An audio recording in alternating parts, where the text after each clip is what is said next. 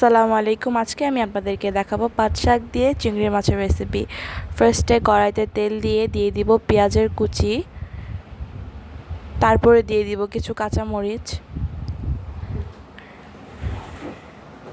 দুইটা একসাথে ভালোভাবে ভেজে তারপরে দিয়ে দিব স্বাদমতো লবণ।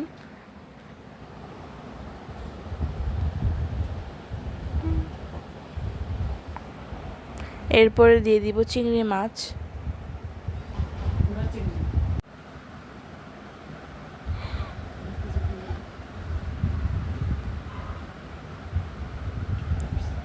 এরপরে দিয়ে দিব হলুদের গুঁড়া, ধনিয়া গুঁড়া,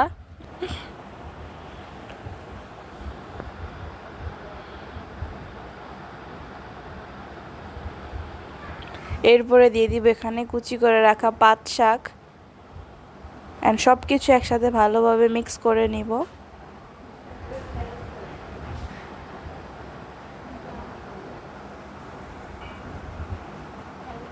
এরপর আমাদের পাট শাক ready. So thanks for watching, and আমাদের ভিডিওটি ভালো লাগলে একটা লাইক অ্যান্ড সাবস্ক্রাইব।